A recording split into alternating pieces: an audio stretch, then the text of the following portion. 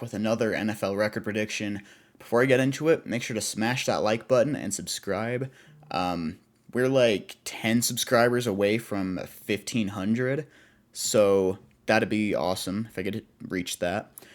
Today we've got the Cincinnati Bengals. I'm going to kind of try to pound through these predictions a little bit quicker because, well, we have a game in like 4 days now, so I've got a lot of teams to predict, so try to go through them pretty quick. But looking through the depth chart, I mean, really, as long as Joe Burrow stays healthy, this team's gonna play well. All right, like Burrow's a top three quarterback.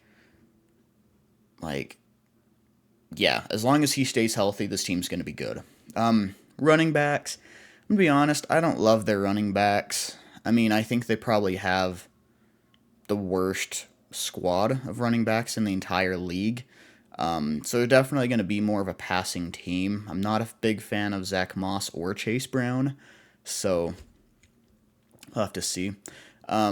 Receiver-wise, though, I know Jamar Chase has had kind of a holdout.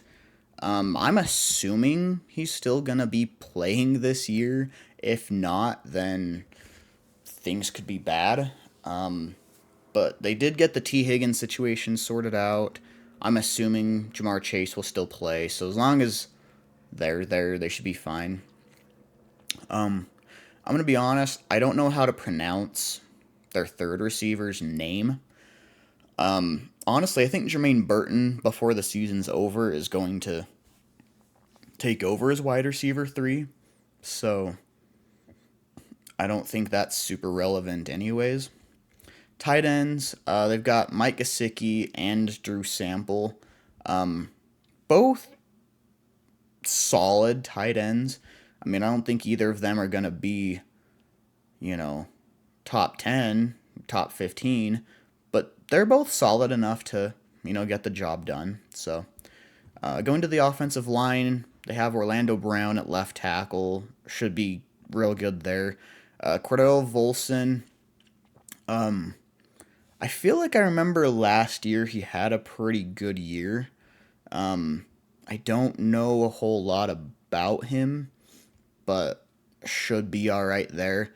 They do have Ted Karras. He's an alright center. Have Alex Kappa with his second year with the Bengals. Before that, I believe he was with the Tampa Bay Buccaneers. Always been a solid guard. Trent Brown, another really solid tackle. So really their offensive line should be pretty good. Amarius Mims isn't starting. I wonder at any point during the season if the O-line does struggle at all. I wonder if they'll move anyone around and maybe try to punch Amarius Mims in somewhere. I don't really see him being a guard, so it's like, I don't know if you would try maybe Trent Brown. I don't know. I'm kind of just talking just to talk at this point, so we'll move past that. They have a good offense. That's all I have to really say.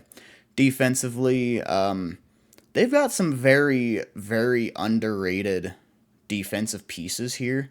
Trey Hendrickson has always been, really at least the last like 3-4 years, been very, very, very underrated in the NFL. Been performing like a top 10, borderline top 5 edge rusher and hasn't really gotten the love as a top 5, top 10 edge rusher. So really good there. Sam Hubbard is also very solid as well. Miles Murphy's on IR. I don't know what the injury is, to be honest. I didn't know he was injured, so I don't know if that's season ending or if he'll come back. It'd be nice if he could come back because, I mean, he was drafted in the first round last year, I think it was. So, they need their guy out there. The interior D-line's pretty good, too. Sheldon Rankins is all right. B.J. Hill is really quietly one of the better D tackles in the league.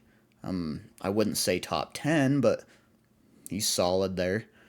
Linebacking core is also very solid. Logan Wilson is, I'd say, like a borderline top 10 linebacker. He's really good. Jermaine Pratt is also a real solid linebacker. Akeem Davis Gaither.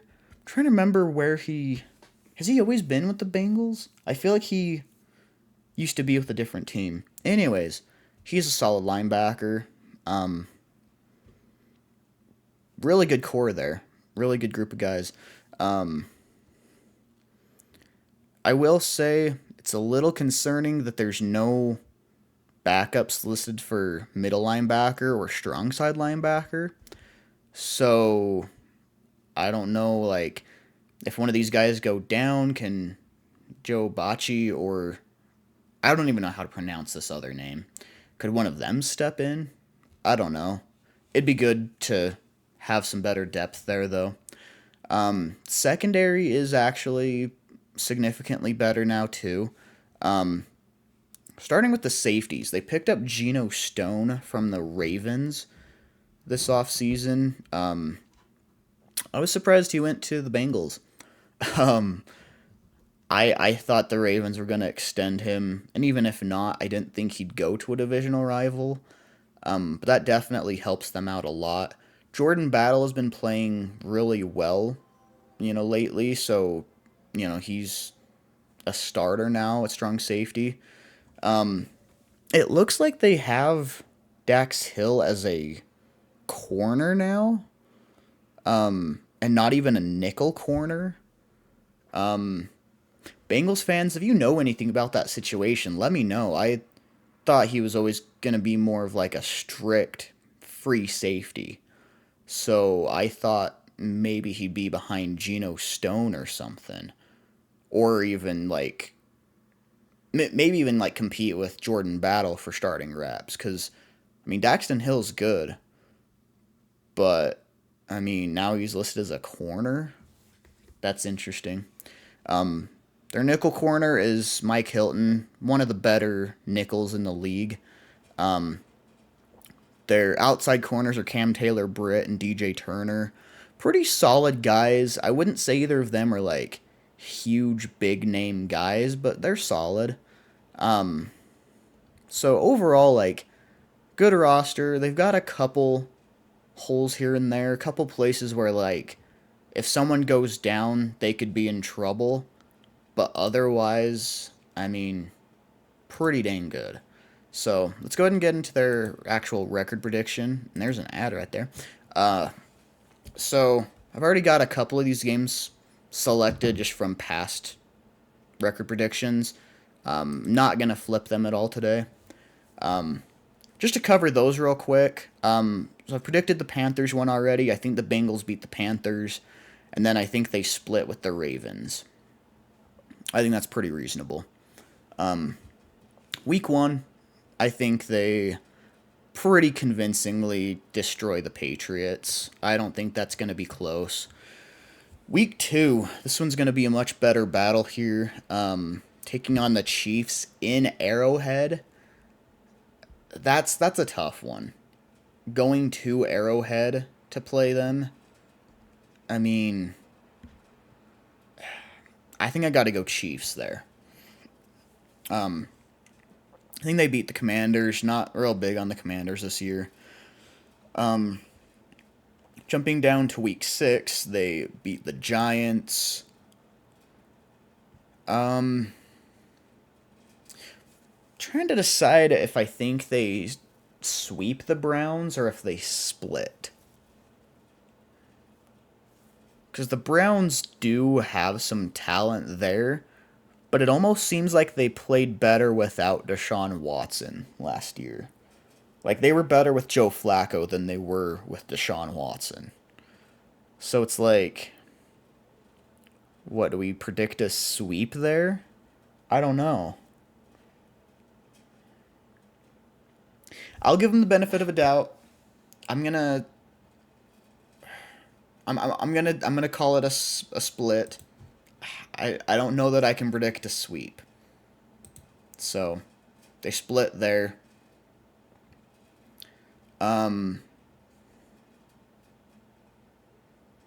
Well, you know what? No, I'm gonna be bold. I'm gonna say the Bengals sweep them. Because I don't think they're gonna split with every team in the division, and I mean, I feel like they're more likely to sweep the Browns than the Steelers. So yeah, we'll say they sweep the Browns, split with the Ravens, and split with the Steelers. That Week 18 game against the Steelers is also probably one that's like the Steelers are trying to get into the playoffs, maybe, and Bengals probably already have their path to the playoffs unlocked. So they're fine there. I think they beat the Eagles. I think they beat the Raiders. I think they beat the Chargers. We'll say they lose to the Cowboys, beat the Titans, beat the Broncos. So you look at it, they've got a lot of really easy games on their schedule. Like,